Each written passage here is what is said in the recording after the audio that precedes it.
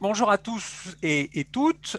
Donc aujourd'hui, on accueille Coraline Ray pour l'écouter donc sur cette collection de privilèges cisterciens de 1492, si je me souviens bien, et donc par conséquent sa réception postérieure qui se situe dans les découpages savants à l'époque moderne. Coraline Ray est donc archiviste. Elle a soutenu une thèse de doctorat en décembre 2019 consacrée aux archives et à la bibliothèque de Cîteaux, sous l'angle des entreprises d'écriture médiévale, sous la direction de Daniel Russo et Eliana Magnani à l'université de Bourgogne-Franche-Comté. Elle travaille sur les méthodes de classement des archives du XIIe siècle à la fin du Moyen Âge, en particulier sur les cotes, les réalisations de cartulaires et d'inventaires, le classement et rangement des manuscrits, et aussi elle a travaillé sur le classement des archives de Cîteaux au XVIIIe siècle, ce qui lui a permis, tout comme en travaillant sur les sources comptables, d'appréhender les bâtiments de l'abbaye. Et puis, depuis 2020, Coraline Ray est chercheuse associée au LEMSERCOR, et donc je suis particulièrement heureux, puisque à part quand je suis à l'IRIM comme cette année, je suis au LEMSERCOR, de pouvoir l'accueillir parmi nous. Voilà Coraline, vous avez la parole. Merci beaucoup. Bonjour à toutes et à tous. Je vais tout de suite partager l'écran.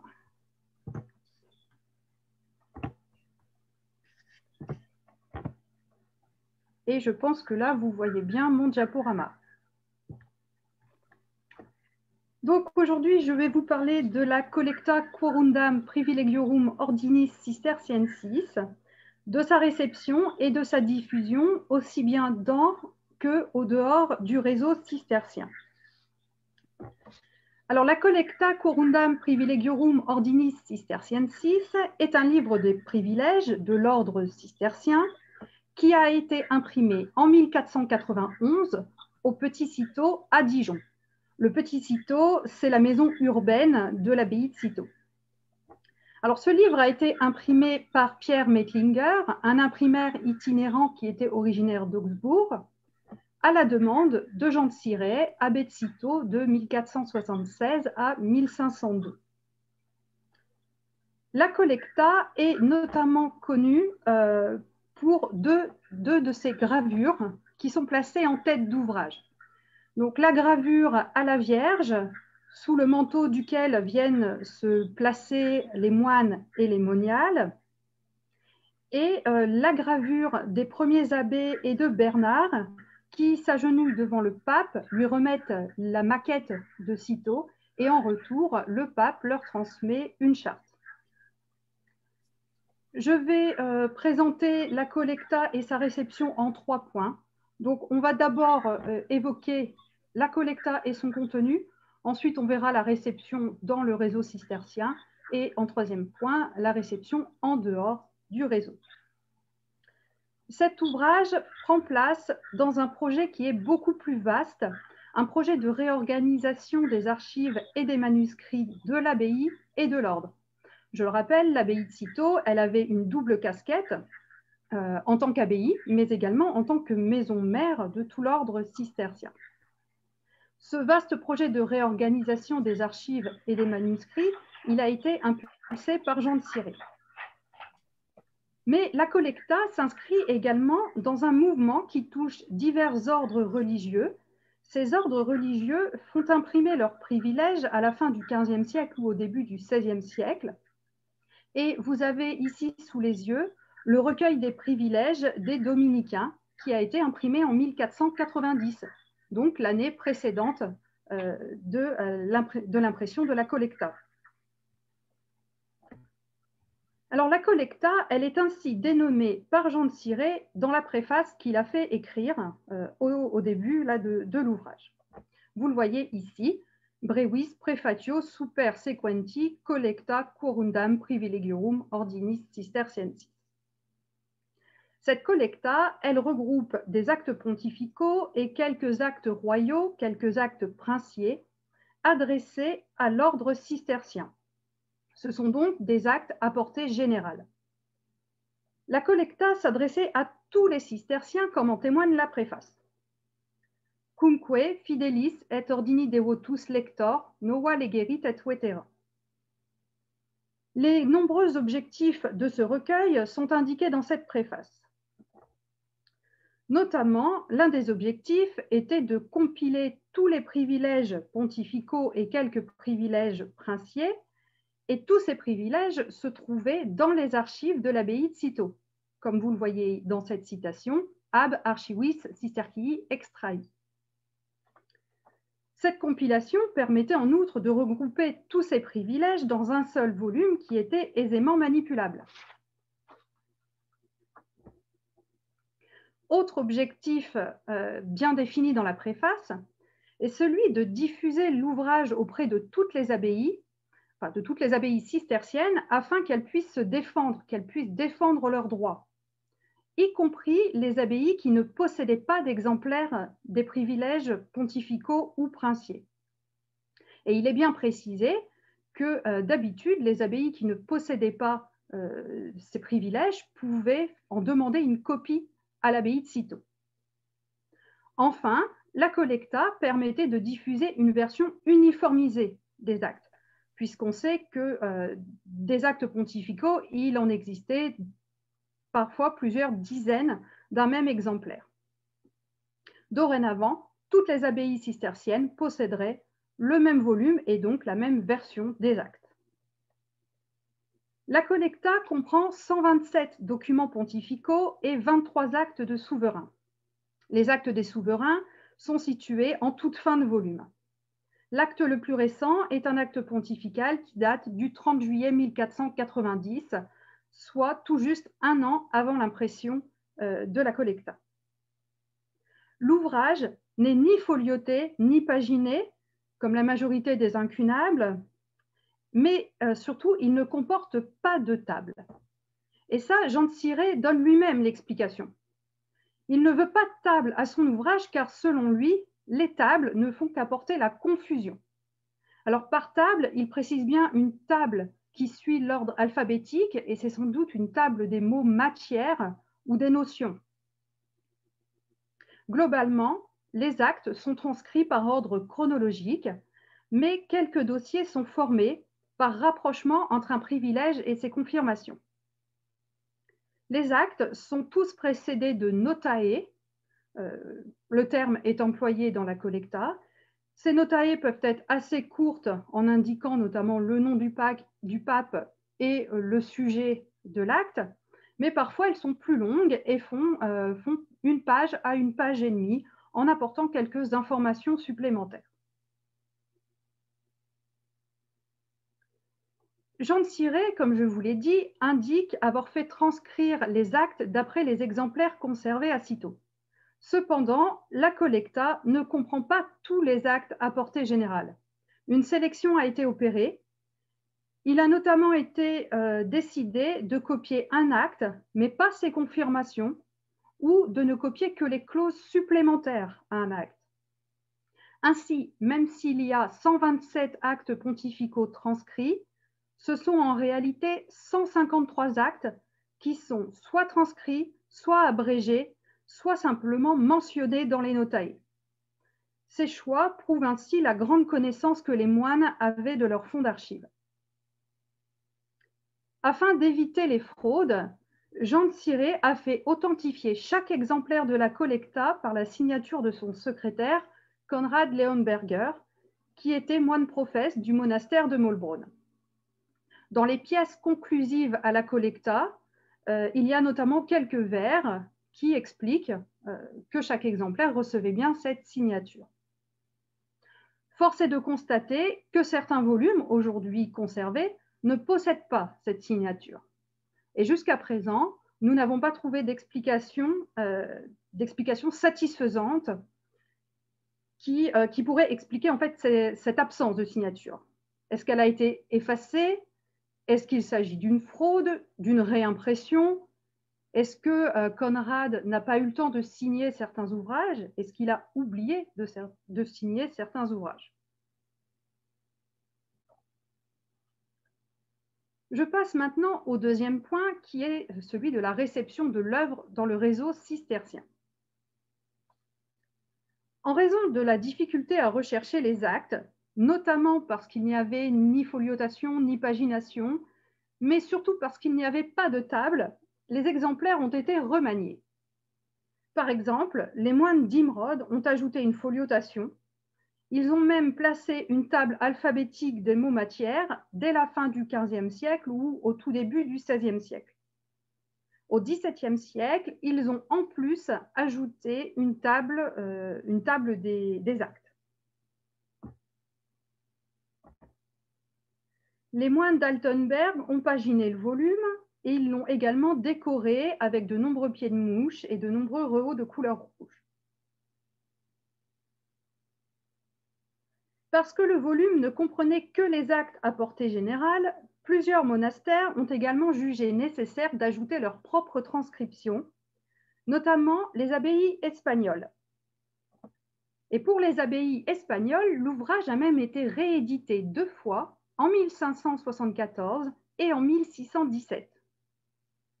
L'édition de 1574 est celle que vous avez sous les yeux. Des commentaires ont été ajoutés, des tables, et il y a même eu un tome 2. Le tome 2 comprenait 33 actes adressés à la congrégation de Castille entre 1425 et 1520. Il y a donc eu également une mise à jour du volume et pas une simple réimpression. Alors, je vous ai mis ici les premières pages de l'édition de 1574, car à ce jour, je ne trouve pas le tome 2 numérisé et cet ouvrage semble avoir été peu diffusé. L'édition de 1617 comprenait quant à elle 3 tomes. Elle publiait en outre des actes adressés aux congrégations de Castille et Léon, de Galice et des Asturies, des actes qui étaient datés jusqu'en 1616. Donc à nouveau, une actualisation. Là, je n'ai pas pu vous mettre de visuel car je n'ai pas trouvé l'ouvrage numérisé. Très peu d'exemplaires sont conservés et par exemple, la bibliothèque Sainte-Geneviève ne conserve que le tome 3.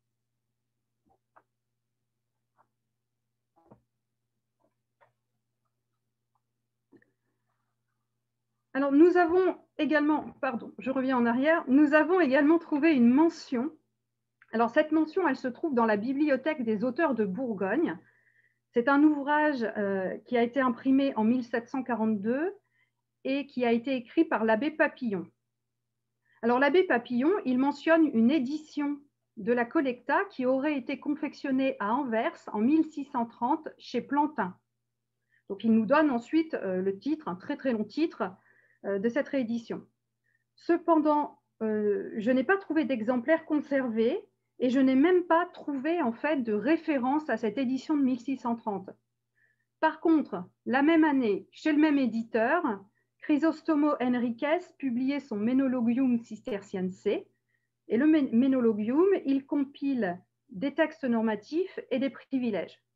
Donc là, il est tout à fait possible que l'abbé Papillon, il ait confondu l'ouvrage d'Henriques et le fait que Henriques il ait pu copier les privilèges, pourquoi pas sur l'édition de 1491.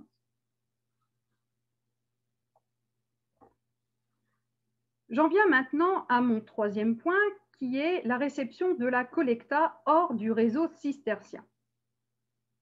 Plus ou moins rapidement, la Collecta, qui semblait à l'origine réservée à un usage interne à l'ordre cistercien, s'est retrouvée en dehors du réseau, notamment au sein d'autres institutions religieuses. Il y a par exemple l'exemplaire qui est conservé à Troyes, qui provient du collège de l'Oratoire du Saint-Esprit de Troyes, mais également, alors j'ai mis dans cette partie les ouvrages qui étaient conservés au feuillant, même si les feuillants sont issus de la mouvance cistercienne. La Bibliothèque nationale de France possède en effet 2 ouvrages qui appartenaient au feuillant de la rue Saint-Honoré à Paris. Et le volume s'est également retrouvé aux mains de laïcs. Au XVIIIe siècle, le duc de la Vallière, le fameux bibliophile, possédait un ouvrage qui est aujourd'hui à la Bibliothèque nationale de France. Le volume conservé à Abbeville a appartenu à un certain maître Pierre Reynard et ce, dès 1513, comme l'indique son ex-libris. Donc, l'ouvrage n'est pas numérisé. Vous avez ici une capture d'écran du CCFR et en bas à droite, vous voyez la transcription de l'ex-libris de 1513.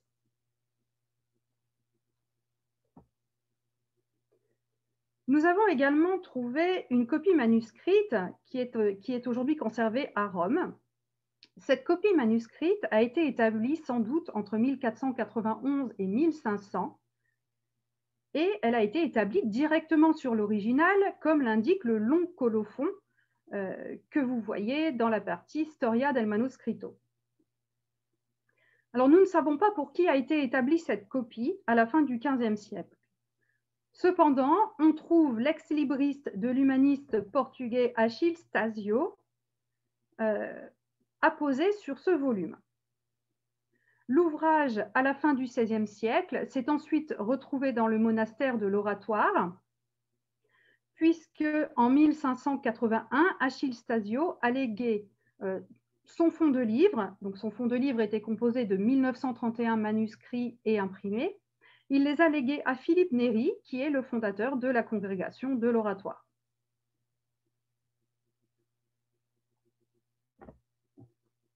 Je vais maintenant m'attarder un peu plus sur un des volumes qui est conservé à la bibliothèque municipale de Dijon. La bibliothèque municipale de Dijon possède deux volumes de la Collecta. L'un est de provenance inconnue, l'autre a appartenu au collège jésuite des Gaudrans au XVIIIe siècle. Le collège jésuite des Gaudrans à Dijon, c'est celui qui est devenu aujourd'hui la bibliothèque municipale. Sur cet ouvrage, un ex-libris et un ex-dono du XVIe siècle indiquent le nom du possesseur, Jehan de Varennes, comme vous pouvez le lire, indique également le nom de la personne qui lui a donné l'ouvrage, Jehan Rebourg, et ce Jehan Rebourg se dit héritier de maître Jehan le Gros. Le volume a été annoté par deux mains différentes. On trouve celle de Jehan de Varennes. Alors, Jehan de Varennes, il a annoté le premier tiers de l'ouvrage et dans la marge, il a replacé les mots repères des actes pontificaux. Les notes les plus intéressantes sont celles de Jehan le Gros ou Johannes Grossin, comme il l'indique lui-même dans ses mentions. À plusieurs reprises, Johannes Grossin a indiqué qu'il est allé collationner directement les originaux. Suite à cette collation, il a corrigé le volume, il a corrigé quelques mots, il a parfois corrigé des groupes de mots. Et comme vous le voyez, il a laissé de nombreuses mentions qui sont datées. Celle que vous avez sous les yeux est datée de 1522 et il explique bien avoir fait sa collation directement sur les originaux qui se trouvaient alors à l'abbaye de Cîteaux.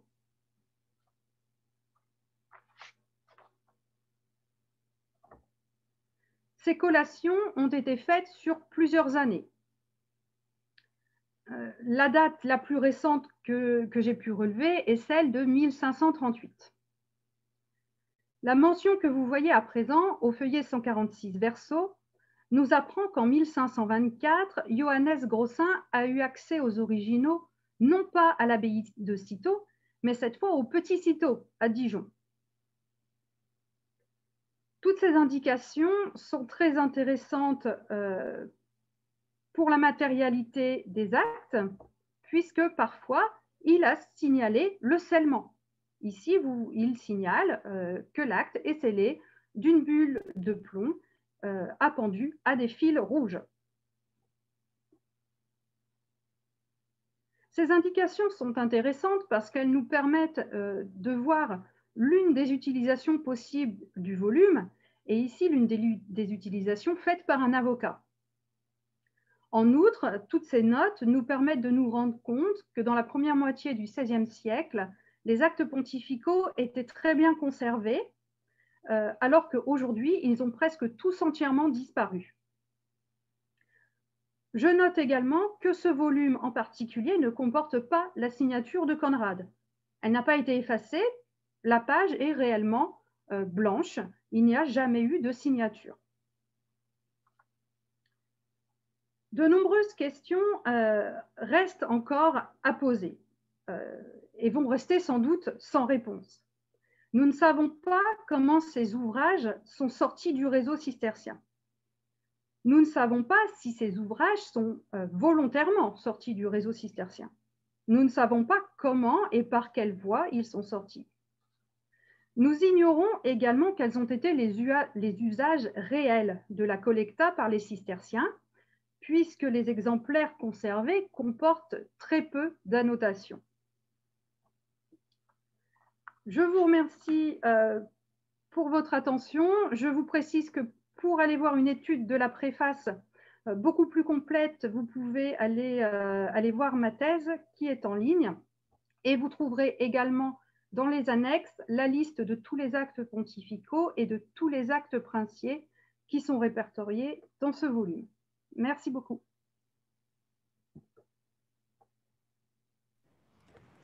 Bien, merci Coraline pour cet exposé qui était très riche, qui insistait sur la dimension juridique finalement des choses, avec l'impact de l'imprimerie, et puis une espèce de dialectique d'uniformisation, parce que si je comprends bien, en fait, au départ, il y a une volonté d'avoir le même texte partout, et puis en fait, on se retrouve quand même avec des textes différents selon les établissements et les pratiques d'appropriation qui vont se développer. Voilà, donc j'ouvre la discussion.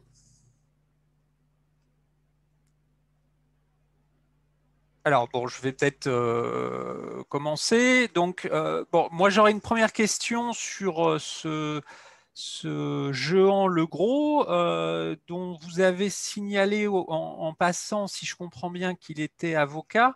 Oui. Est-ce qu'on en sait un peu plus sur cet individu et sur comment il a accès à l'intérieur des archives de Cîteaux? Est-ce que d'ailleurs ces archives de Cîteaux, elles sont ouvertes au début du XVIe siècle? Enfin, je veux dire, voilà, ça pose des questions quand même.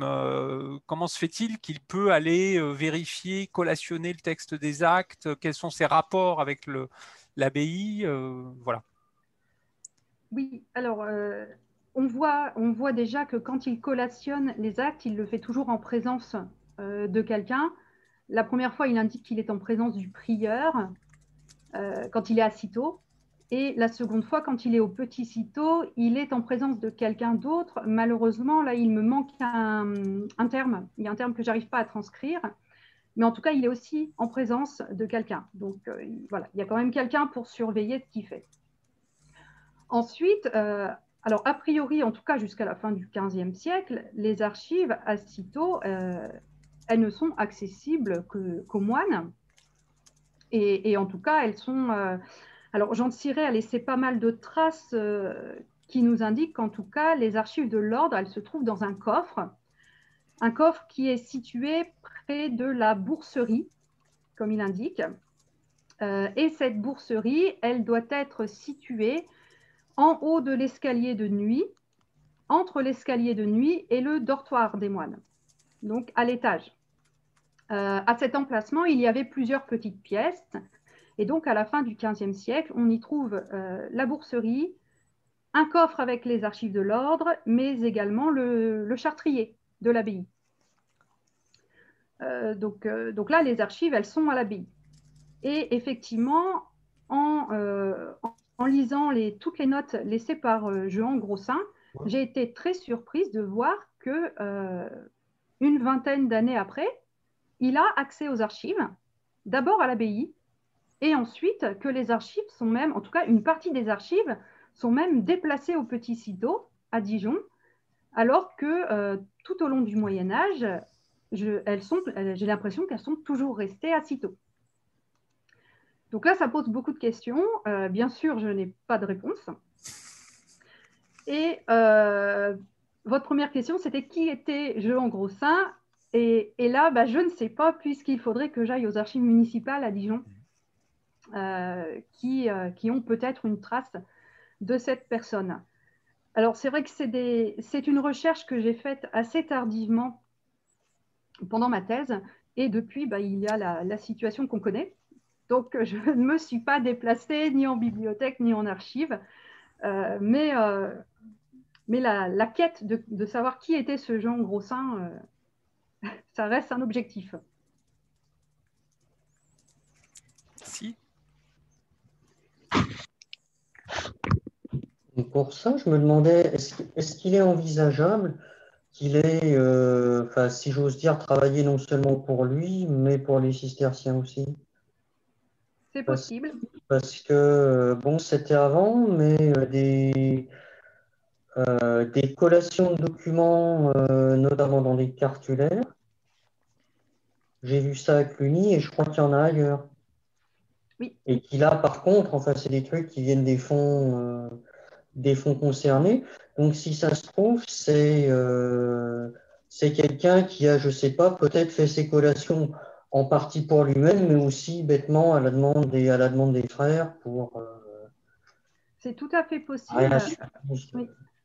Parce que dès le XVe siècle, on a des noms de notaires qui travaillent essentiellement. Et les cisterciens font appel toujours aux mêmes personnes. Donc j'ai quelques noms de notaires qui reviennent systématiquement. Et par exemple, tous les cartulaires qui ont été réalisés à la fin du XVe siècle, donc il y en a une bonne vingtaine, ils ont été réalisés par des notaires ou par des scribes professionnels, enfin des scribes. J'ai trouvé le nom d'un curé, par exemple, qui leur a réalisé au moins un volume. Mais bon, tous ces volumes ont été réalisés par des notaires et ils font toujours appel aux mêmes personnes. Malheureusement, je me suis arrêtée en fait à la dernière année de l'abbatiat de Jean de Cirey, donc en 1502, et en tout cas pour ma thèse, et du coup, il faudrait voir ensuite dans les actes suivants s'il était fait appel à ce notaire, notaire ou avocat en particulier. Mais là, sur ce point, c'est alors moi ayant un peu travaillé sur la partie médiévale, il me semblait qu'il y avait plutôt continuité entre la période médiévale et moderne, comme souvent. Donc ça réjouira Sébastien sur l'absence de coupure savante entre les deux. Mais effectivement, le fait d'avoir recours à des notaires qui ont un accès privilégié aux archives et qui copient certains registres de privilèges continue jusqu'au XVIIIe siècle de façon très courante, tout simplement parce que les moines n'ont pas forcément c'est une question de ressources humaines, hein, finalement, on n'a pas toujours les compétences idoines à tel moment. Et en plus, jusqu'au 18e, vous l'avez assez bien montré avec Jean-Baptiste Lemort. Donc, il y a une vraie continuité de l'accès aux archives qui me semble un accès discrétionnaire.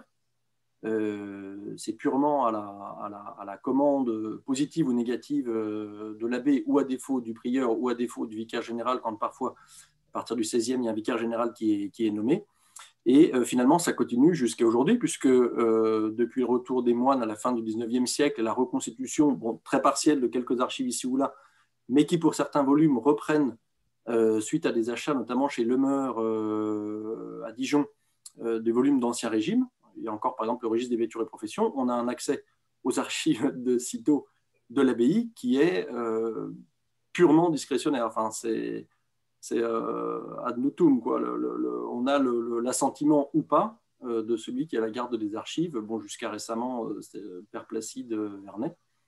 Et là-dessus, je ne sais pas comment avant le 15e ça se jouait, mais le fait de transporter un certain nombre de documents au petit Cîteaux de Dijon pour en avoir une copie, pour en avoir une production plus facile pour les procès au Parlement, par exemple, bon, c'est la pratique la plus commune.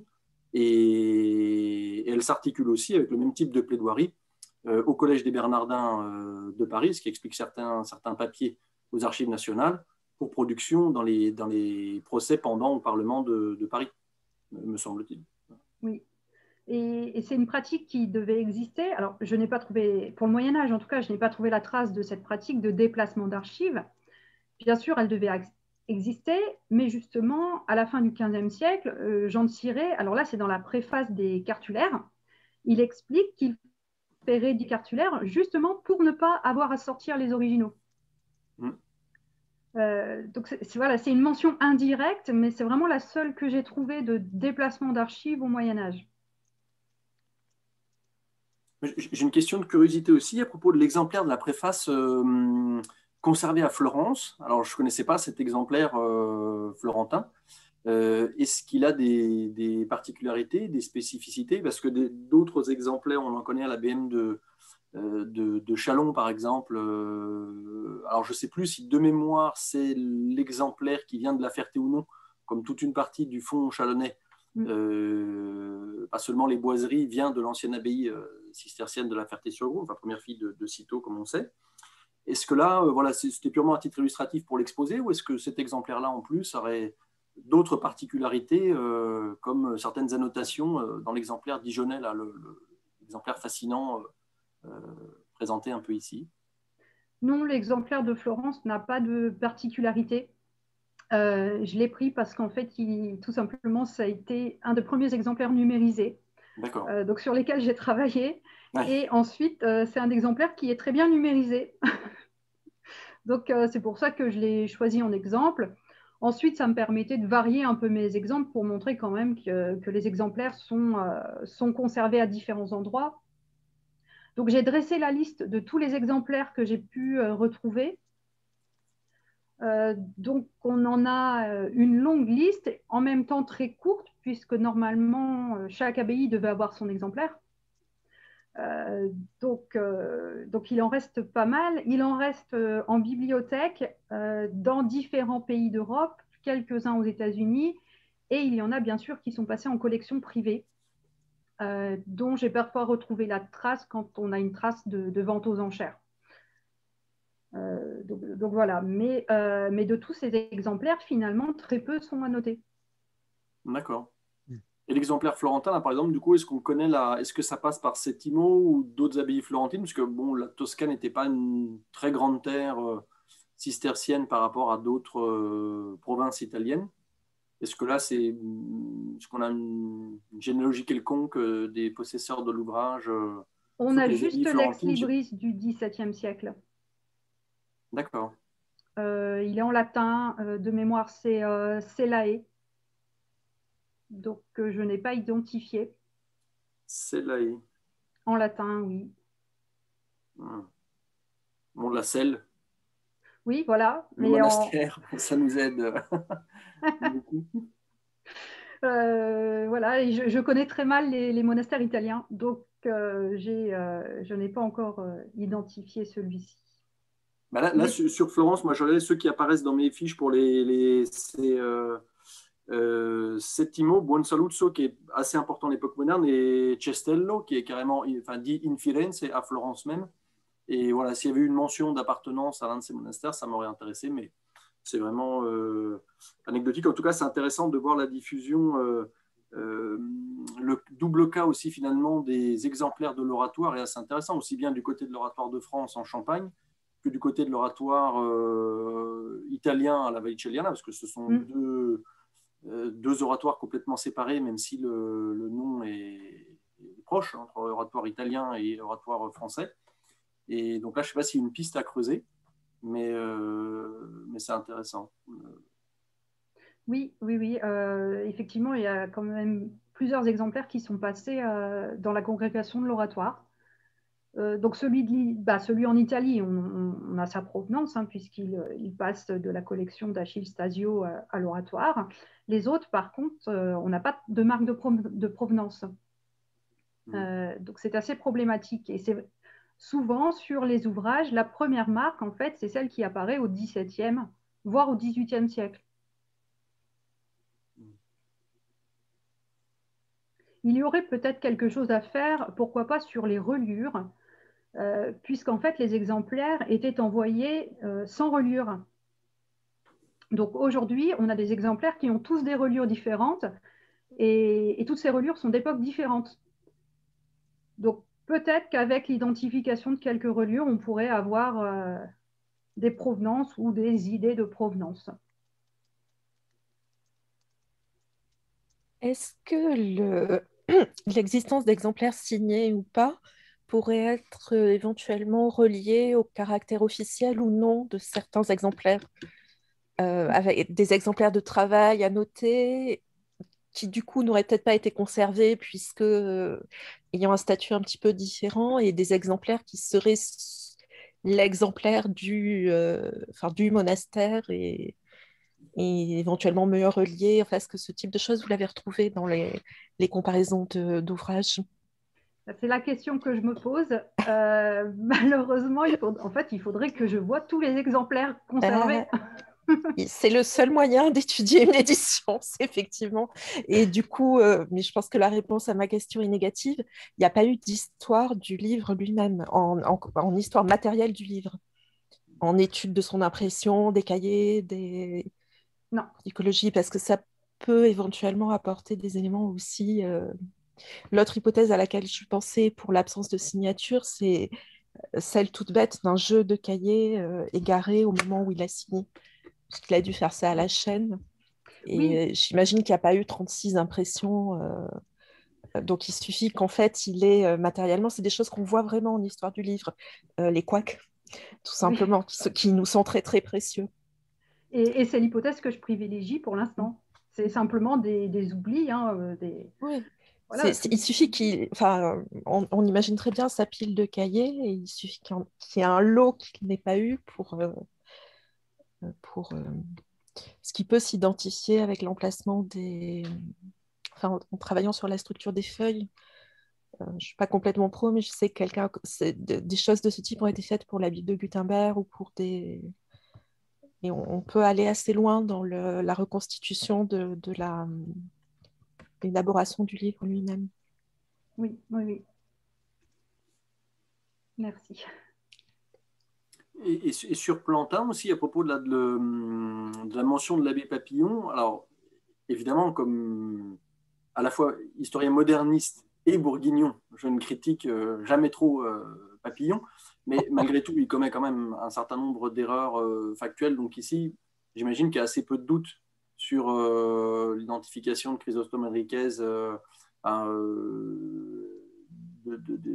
l'impression anversoise de 1630. Enfin, on ne voit pas très bien quel autre titre pourrait être... surtout que Enriquez est quand même, en tout cas là encore du point de vue monarchiste, celui qui est quasiment systématiquement cité et repris, puisque de 1491 à 1630, à part, mais la question espagnole est un peu différente, puisqu'ils ont, sinon fait complètement scission du côté des Castillans, du moins ils se sont organisés en congrégations assez fortement autonomes depuis bien plus longtemps que les autres provinces ou proto-nations de l'ordre. Et Enriquez, du coup, marque vraiment le redéveloppement, le complément, sous un titre différent.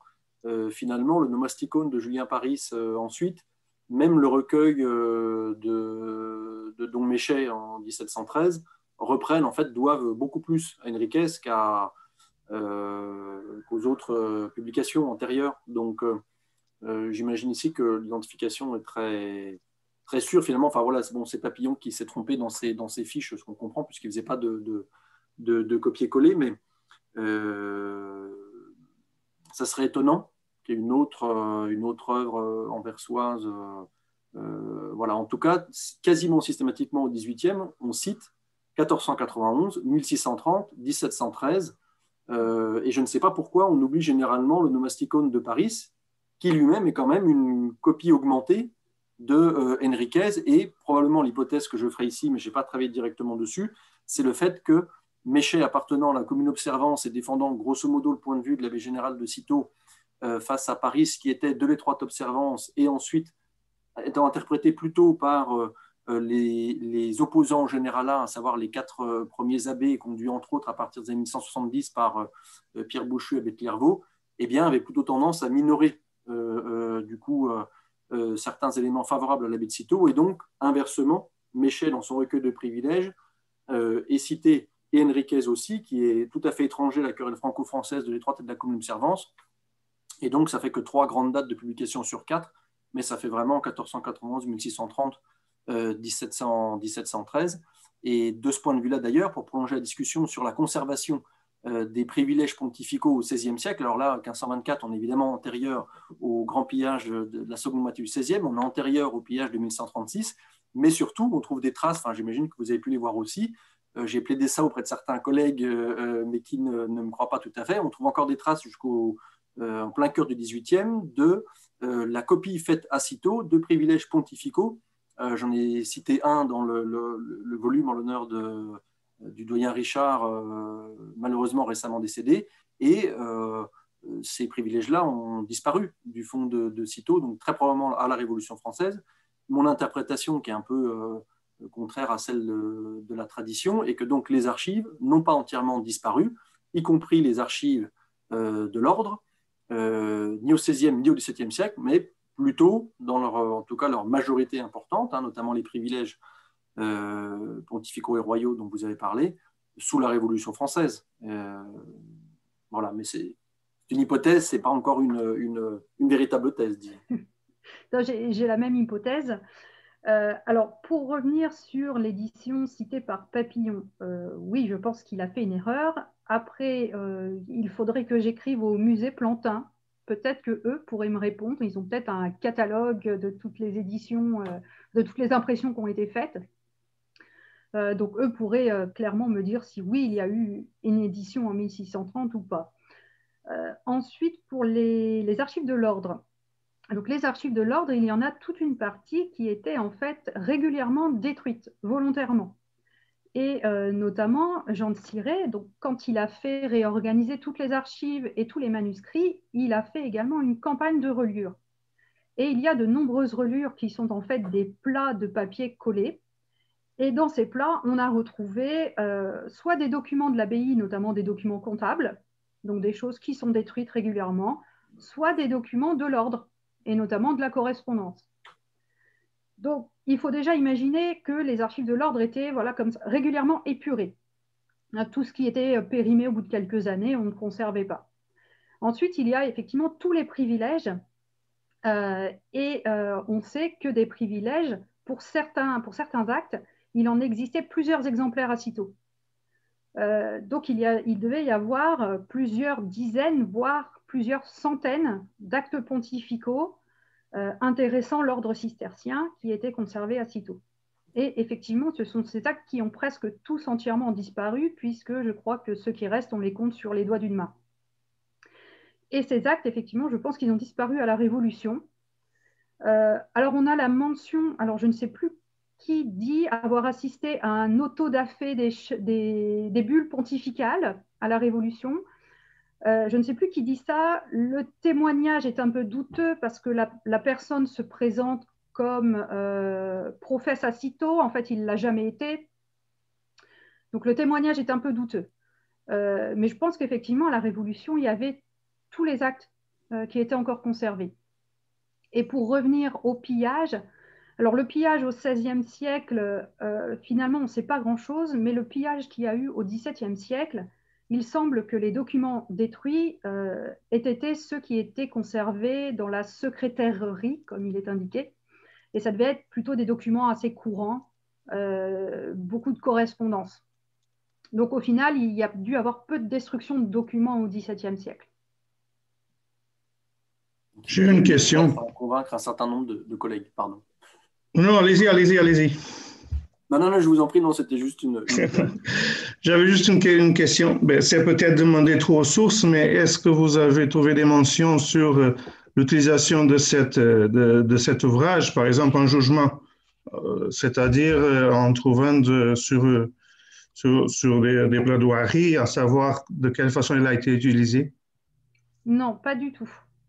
Okay. Alors, j'ai regardé j'ai quand même regardé aussi les archives de l'Ancien Régime, de Cîteaux, mais là encore, on en revient au fait qu'aujourd'hui, il nous reste les archives de l'abbaye.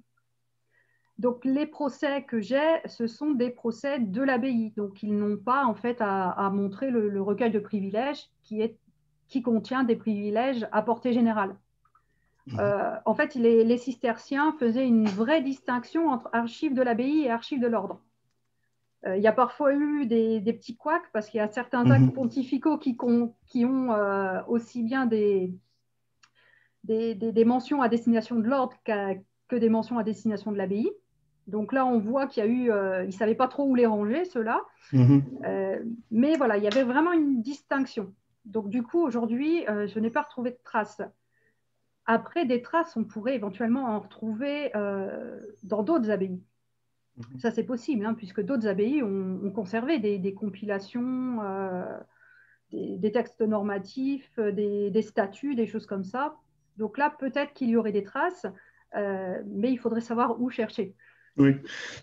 Moi, je pensais que c'est parce que la signature peut faire toute la différence, j'imagine. Je connais mal, mais à présenter une preuve qui est signée, ça veut dire qu'à force, n'est-ce pas?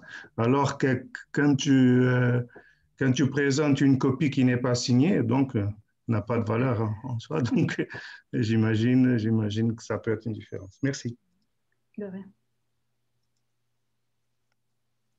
Et alors bon, sans vouloir alourdir trop votre barque, qui est déjà bien chargée quand même, mais du côté de l'érudition moderne, vous avez regardé s'il y avait des mentions, parce que là, bon, j'ai jeté un coup d'œil rapide à la bibliothèque des auteurs qui ont écrit l'histoire de Duchesne, apparemment, parce que j'ai juste fait une recherche dans le texte, donc il faut se méfier de ce genre d'outils un peu simpliste, mais apparemment Duchesne n'a pas l'air de la mentionner, alors qu'il mentionne la bibliothèque Agnesiensis de Marié, mais il faut dire qu'il est bien placé pour la connaître, puisqu'il a travaillé dessus.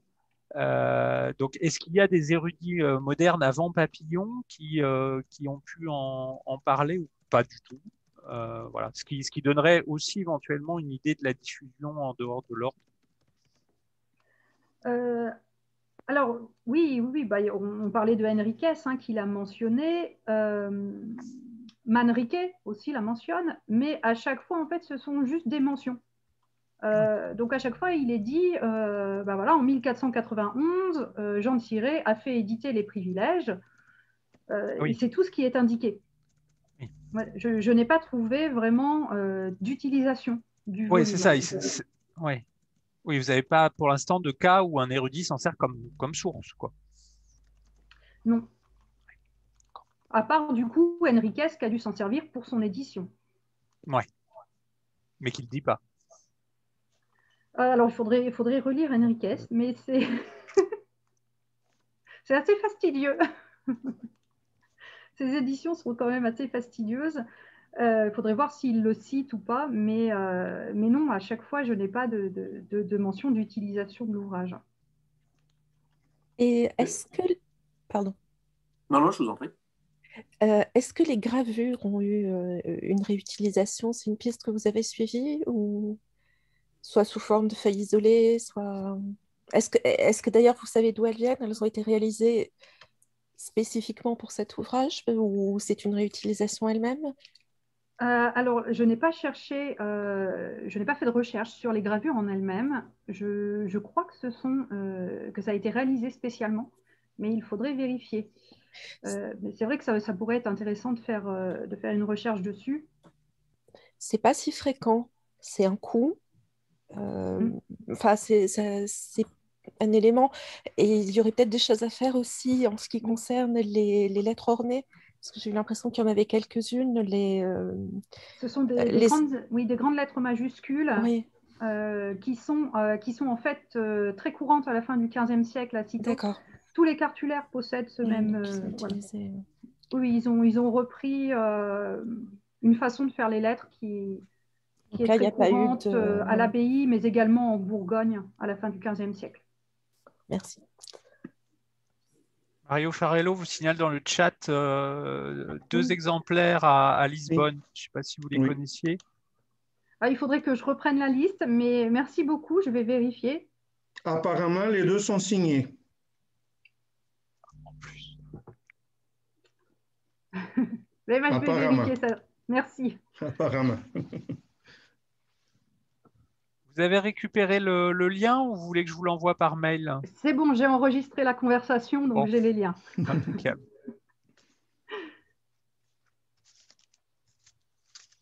Fadila Hamelin? Oui, bonjour.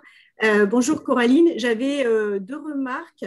La première sur l'emplacement des archives, moi je trouve ça assez extraordinaire, ça m'intéresse énormément.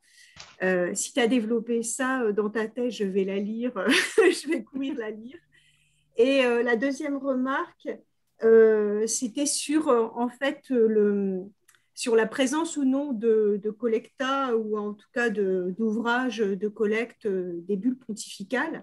Alors, je travaille sur 8 abbayes cisterciennes en Bretagne, plutôt dans la Bretagne du Nord. J'ai pas terminé de dépouiller tous les fonds d'archives. Et ce qui m'a frappé à Bégard, puisque je suis sur le fond de Bégard, ce serait, selon l'historiographie traditionnelle, l'abbaye qui aurait été fondée la première en Bretagne, dans le duché de Bretagne en 1130. Eh bien, ce qui m'avait assez frappé par rapport à d'autres fonds d'archives cisterciens, c'était la présence en fait très importante de bulles pontificales, mais qui sont en fait des bulles qui ne sont pas regroupées dans des ouvrages ou des collectas. On n'a pas ça. Par contre, il y en a un grand nombre.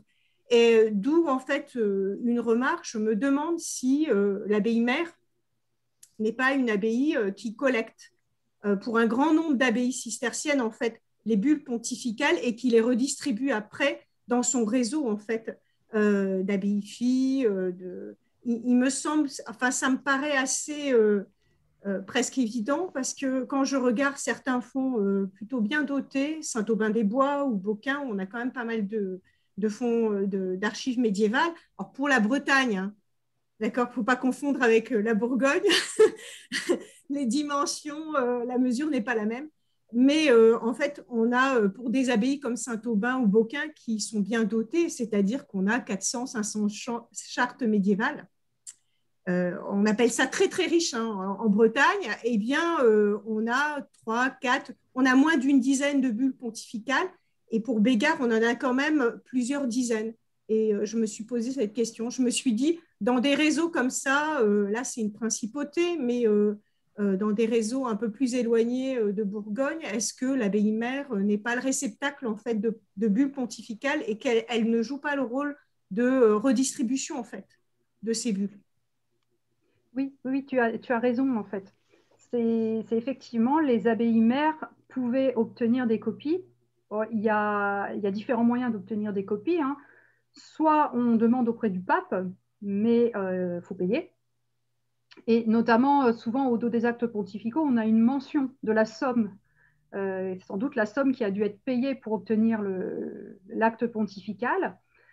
On pouvait également demander une copie à l'abbaye de Cîteaux, puisque normalement, tous les privilèges, en tout cas les privilèges de l'ordre, devaient être conservés à Cîteaux.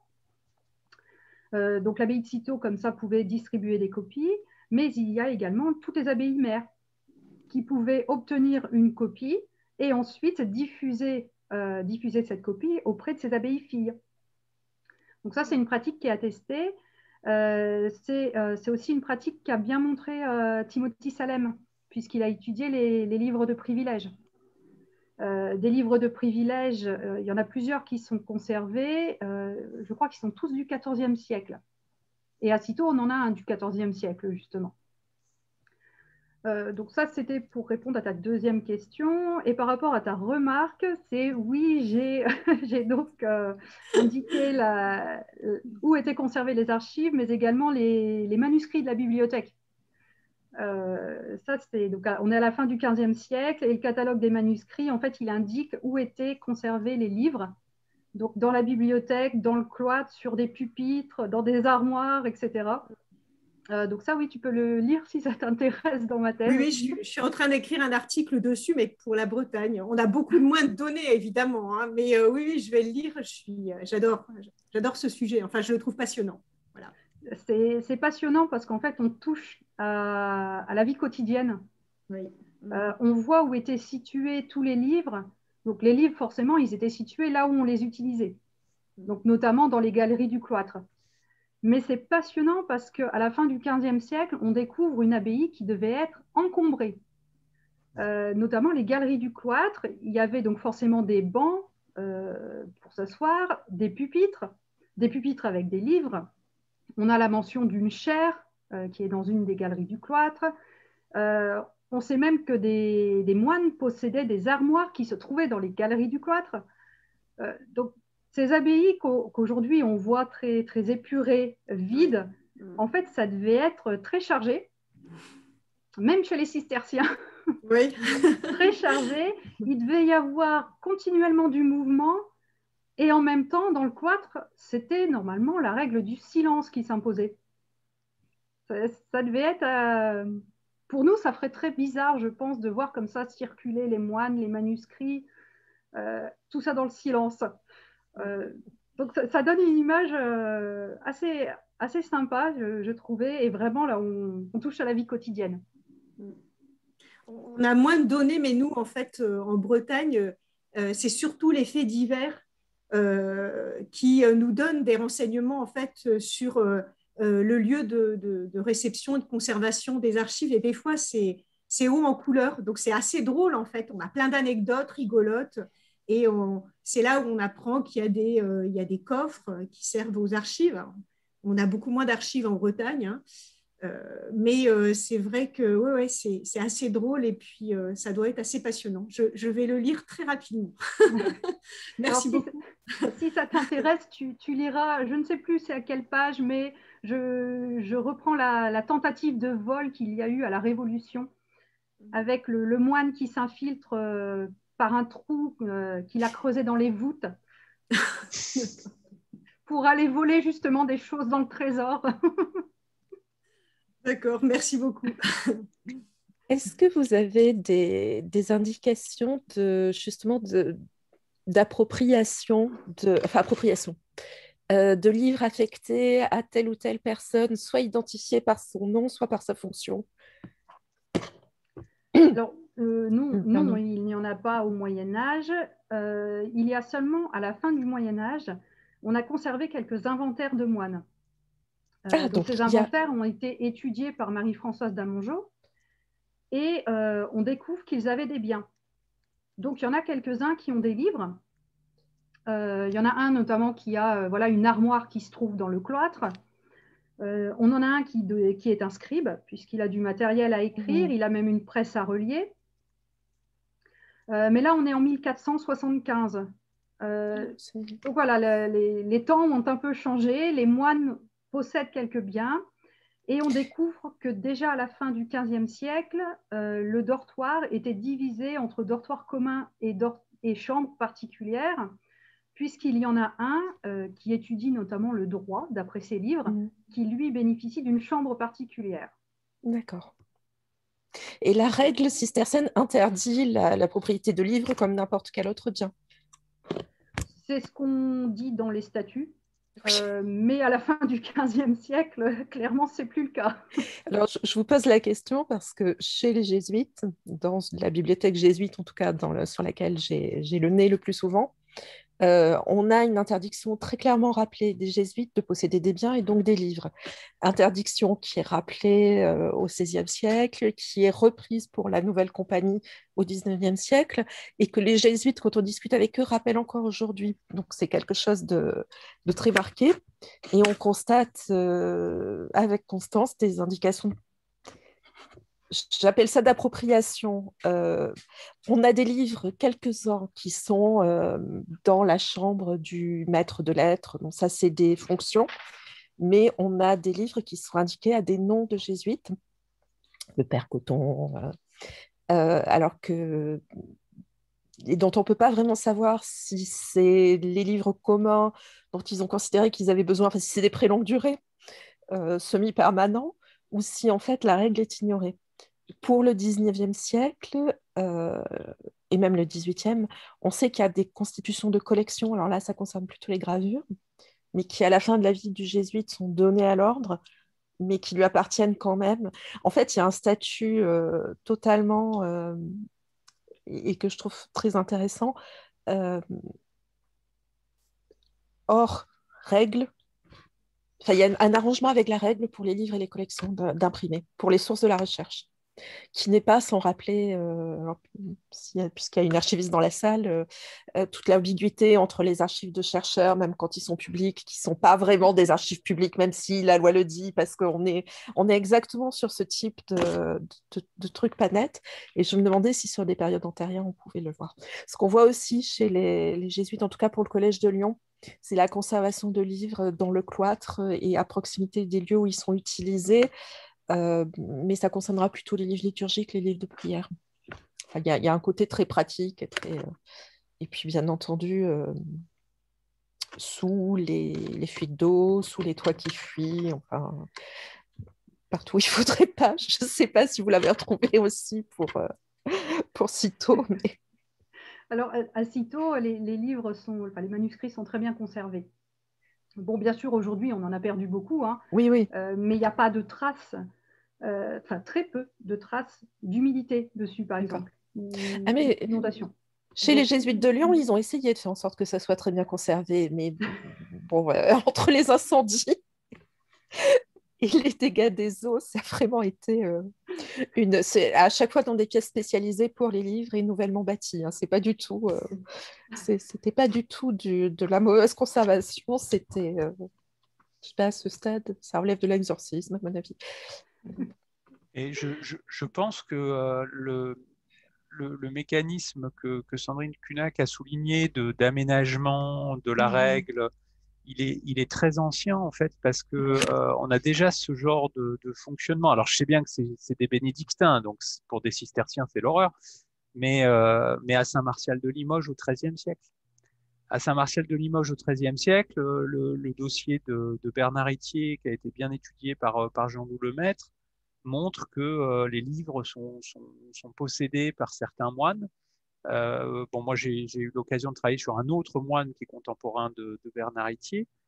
Mais effectivement, ils possèdent les livres, ils sont à eux, ils sont d'ailleurs inventoriés, sauf qu'en fait, à leur mort, ils les cèdent au monastère ou ils les retournent au monastère, en fait, parce qu'on ne sait pas d'où viennent ces livres, quoi. Donc, je pense que c'est effectivement un type de fonctionnement qui est ancien. Alors bon, ils ont des rentes aussi qui cèdent au monastère. Donc, je ne sais pas si vos cisterciens ont des rentes possédées individuellement. Mais c'est pareil. Bon. Je pense que c'est compliqué l'application de la règle parce qu'ils sont aussi pris. Bon, le fonctionnement de l'économie de la rente fait qu'il y a une souplesse à avoir. Et d'ailleurs, c'est pour ça que je pensais à Saint-Martial, parce que si j'ai bien compris, en fait, les archives de l'ordre et du monastère, c'est ça, hein, sont situées dans un lieu de circulation, en fait. Hein. Je ne sais pas très bien ce que c'est une bourserie, j'avoue, ma totale incompétence. Donc, vous pourrez peut-être m'expliquer. Mais alors, donc, c'est dans un lieu de circulation. Et en fait, ça me fait penser à la situation de Saint-Martial, où il faudrait voir Acquérix par Hubert. Mais de mémoire, il me semble que alors, je ne sais plus si c'est les archives, c'est peut-être plutôt la bibliothèque, qui est située à côté d'un escalier. Et c'est pareil, ça l'avait beaucoup surpris dans un lieu de circulation, en fait. Oui. Alors, au-dessus donc, de l'escalier de nuit, donc directement à l'escalier de nuit là, qui part de l'église, il y a plusieurs petites pièces. À la Révolution, elles sont décrites. Je n'ai pas de description de ces pièces avant, hein. Mais je pense que la disposition n'a pas dû changer. Et à la Révolution, on explique bien qu'on passe sur un palier fermé sur lequel il y a 2 portes fermées. Donc, l'une de ces portes mène au trésor, l'autre aux archives. Donc, et au Moyen-Âge, voilà, à la fin du Moyen-Âge, Jean de Ciré, il dit qu'il y a la bourserie ici, donc sans doute, alors soit le bureau du boursier, soit l'endroit peut-être où on range les archives du boursier. Ça, c'est possible, hein. C'est lui-même qui l'appelle bourserie, donc je n'en sais pas plus. Et ça fait comme ça, apparemment, il devait y avoir au moins 3 petites salles différentes. Mais à chaque fois, il y a des paliers. Et ensuite, on passe dans le dortoir. Donc, à chaque fois, a priori, il y a des paliers, c'est fermé. Et c'est fermé à clé à la fin du XVe siècle, puisque Jean de Ciré dit bien qu'il y a 2 clés et que ces 2 clés sont remises à des personnes différentes. Donc, c'est des lieux de passage, mais en même temps quand même fermés. On ne peut pas y accéder comme on veut. Et ces petites salles, il y a Jean-Baptiste Vincent qui les a bien mises en évidence pour les abbayes normandes. Il y avait des petites salles donc, entre l'église et le dortoir, et a priori, il y en avait aussi donc, dans l'autre aile du cloître, entre notamment le réfectoire et le dortoir. Donc là aussi, il devait y avoir des systèmes de différentes salles. Et deux clés, c'est pas exceptionnel, c'est même plutôt trois, en Oui. tout cas à partir de l'époque moderne, en règle générale, de façon à éviter toute collusion possible et toute consultation. Les lieux de circulation, oui, comme tu dis Sébastien, mais en même temps, ce serait plutôt des lieux accessibles. En fait, Oui. c'est très proche des archives d'aujourd'hui, c'est-à-dire qu'on peut y avoir un accès, mais c'est un accès réservé, contrôlé, avec l'autorisation idoine de tel ou tel supérieur, et ça se conçoit aisément si on veut conserver de façon pérenne, et en l'occurrence dans le cas cistercien de façon séculaire, des archives qui sont très précieuses, puisqu'on doit pouvoir les mobiliser soit par visite à l'abbaye, soit par copie et production externe. Donc c'est un enjeu tout à fait stratégique. De ce point de vue-là, d'ailleurs, ça touche aussi la question intellectuelle du respect ou non de la règle de Saint-Benoît sur la propriété. Alors, pas sur les sens et rentes, là, à ma connaissance, je ne connais pas de moine cistercien qui est, enfin, en tout cas, cito, qui ait des rentes personnelles, ça, je ne crois pas qu'ils aillent jusque-là. En revanche, le fait de posséder des livres à titre personnel dans une communauté, et je pense que c'est encore visible dans les communautés actuelles de contemplatifs à certains endroits, ça touche le fait que très peu de communautés sont entièrement homogènes et que la fibre intellectuelle traverse les communautés et saisit une partie de ces communautés, mais une partie seulement, et que ça donne certains moines bibliophiles. On peut en connaître ici ou là dans certaines abbayes, encore aujourd'hui, même bénédictines, où on ne sait pas très bien si le bibliothécaire a la garde des livres de l'abbaye ou de ses livres à lui. Il y a une espèce de confusion avec les budgets d'achat ou la consultation qui est là encore discrétionnaire. Et puis par ailleurs, d'autres parties de la communauté qui sont dans le passé, par toute une série d'indices ou même d'attestations explicites, et encore aujourd'hui, pas très intéressés par la question intellectuelle, donc par la possession de livres, et donc on peut penser qu'il y a une dimension quasiment bibliophilique dans la consultation et la possession d'usuels. En tout cas, si on fréquente un peu les bibliothèques de certains monastères vivants, ça fait écho à bien des comportements et bien des fractions au sein des communautés où on est effectivement assez loin des règles théoriques, tout simplement parce que quand on travaille quotidiennement, on a besoin de tel recueil de privilèges, de tel dictionnaire, de tel ouvrage d'usage commun sur son bureau, me semble-t-il. Pour les jésuites, moi je vois clairement cette distinction se mettre en place au XVIIe siècle. Je ne dirais pas que je peux la dater, mais avec notamment à Lyon j'allais dire un moine, quelle horreur, un jésuite qui monte son propre médaillier et qui est également le bibliothécaire, mais qui est aussi un érudit local et donc qui se retrouve en complet porte-à-faux, alors qu'au XVIe siècle, je dispose d'un cas qui permet vraiment de voir la bibliothèque conçue comme une bibliothèque utilitaire, un arsenal à la disposition de tous. Au XVIIe siècle, on voit vraiment, et on a même quelques écrits, où on voit une bibliothèque qui est plus de l'ordre qui apparaît. Alors, elle garde sa dimension pratique, mais la dimension bibliophilique apparaît. Et avec elle, effectivement, la possibilité de ce type de divergence. Après, les autres exemples que j'ai de personnalisation chez les jésuites, c'est quand même lié aussi au fait que certains d'entre eux sont historiens et donc vont se monter leur propre... pour le 19e siècle, la Bibliothèque municipale de Lyon a récupéré par le dépôt de la bibliothèque de la deuxième compagnie, donc les jésuites actuels, une collection de gravures de saints classés par thème et par saint. Enfin, c'est quasiment une généalogie iconographique qui est extraordinaire et qui est le travail d'un individu et qui, au sein même de la compagnie, alors que ça avait été intégré à la bibliothèque, a gardé le nom de ce... J'ai oublié son nom malheureusement, mais le nom de cette personne. Donc on voit vraiment exactement que ce qu'indique Bertrand Marceau, mais ça se met en place, je dirais, mi-XVIIe, début XVIIIe, de manière logique, en fait, avec l'apparition de pratiques de collection classiques. Et on retrouve également au XVIe siècle les petites pièces, ce qui est lié aussi, je pense que c'est quelque chose qu'il faut garder peut-être à l'esprit, à un aspect très pratique, en tout cas pour le livre, qui est qu'une pièce fermée sont finalement quasiment des placards. Ça permet de se tenir chaud. Puisque quand on lit, on est immobile et ce serait intéressant de voir l'emplacement de ces pièces par rapport au mécanisme de chauffage, parce que, enfin, je pense qu'on le sait tous, et puis il y a le problème de l'encre qui doit rester à une certaine température pour être fluide. Et donc à Lyon, ils avaient effectivement conçu ces petites pièces et on en a une description que vous pourriez peut-être comparer, si ça vous intéresse, avec la description un petit peu antérieure. Et pour la petite histoire, c'est comme ça que la bibliothèque a été incendiée, en fait, parce que, à moins qu'il s'endort à côté de sa chandelle dans une petite pièce avec des livres et tout en bois, et ben, voilà. C'est pas le cas partout, hein. Bon, je ne vais pas parler de Cluny, Sébastien interviendra s'il le souhaite, mais à Aurillac, moi, les archives, elles sont soit dans la tour du château abbatial, soit dans le clocher. Donc là, on n'est pas sur ce type de fonctionnement. Et dans le clocher, ils se plaignent que c'est ouvert au cas de vent. Alors, c'est des chanoines, puisqu'ils ont été sécularisés.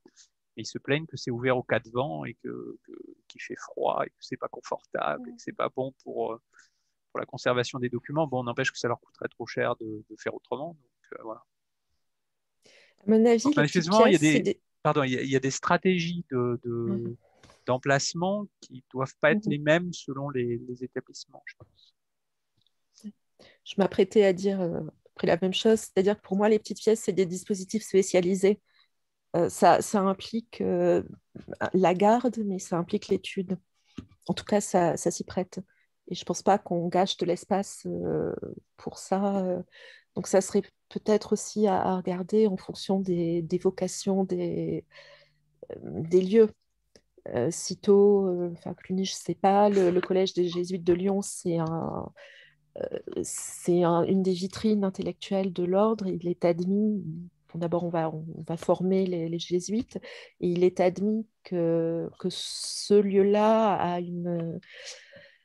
j'ai presque envie de dire une vocation scientifique. On y fait de l'astronomie, on y fait de l'histoire. Enfin, il y a clairement une stratégie autour du collège. Donc ça pourrait être intéressant de voir si les lieux de conservation peuvent être mis en parallèle. Les typologies de lieux de conservation peuvent être mis en parallèle avec des formes de positionnement par rapport à l'étude des matériaux. En faisant l'hypothèse, mais qui est peut-être fausse, hein, ça me vient là en discutant avec vous, que un établissement qui se positionne un petit peu dans ce qu'on appellerait aujourd'hui le champ scientifique ou le champ intellectuel va finir par se doter de lieux qui se prêtent à peu près à l'étude des archives ou de la bibliothèque et pas seulement de la tour avec les pigeons dans laquelle on va quand il faut absolument trouver quelque chose. Et pardonnez-moi, je pense à Kaamelott. Là, il y a une très très belle scène de découverte d'archives qui rappelle tout à fait cette situation. Mais, à Cîteaux, en fait, on a la trace d'une salle vraiment pour les manuscrits qui est à la fin du XVe siècle. Donc c'est encore Jean de Cirey. Donc lui, il a vraiment ça dans un projet, mais il a réalisé un projet énorme. Hein, réorganiser les archives, réorganiser les manuscrits, obtenir des privilèges pour l'ordre. Enfin, il était sur tous les fronts. Et donc, fin 15e, il fait inventorier tous les manuscrits. Donc, il y en a un peu plus de 2000. Et il y en a plus de 500 qui sont placés dans une salle qui se trouve au-dessus du chauffoir. Là, on a une salle, du coup, qui est chauffée. Mais je pense aussi qu'il a ce projet pour l'ordre, parce que Cîteaux, c'est l'abbaye mère qu'il faut sans doute aussi montrer l'exemple, mais aussi parce qu'il est toujours en conflit avec Pierre de Viré, qui était abbé de Clairvaux. Et Pierre de Viré, il fait faire le catalogue de la bibliothèque 10 ans auparavant. Oui, mais c'est entendu. Bon, c'est aussi un mouvement plus vaste, hein, puisque fin 15e, il y a des tas d'institutions qui font faire des catalogues de bibliothèques, des choses comme ça. Mais voilà, il y a toujours derrière Cîteaux doit donner l'exemple, Cîteaux contre Clairvaux. Voilà, il y a toujours des tensions derrière qui ont forcément en fait joué sur la disposition des manuscrits, sur la réorganisation des archives, etc. Les dispositifs culturels et scientifiques sont toujours des dispositifs de pouvoir, de toute façon. Toujours un petit peu, c'est clair que... Bien, sur ce mot de la fin foucaldien. Donc, il nous reste à remercier Coraline Ray pour son intervention qui a nourri une discussion extrêmement intéressante. Et puis, je rappelle aux unes et aux autres qu'on se retrouve, alors je suis en train de chercher mes données, le 7 juin à la même heure, donc à 16 h, pour écouter Marie-Lise Fier, qui est ici présente, qui nous parlera des usages de l'illégitimité médiévale par les généalogistes modernes à travers le cas des Bourbons, de la famille de Bourbon. Voilà, et ce sera la dernière séance de ce cycle de webinaire, donc le 7 juin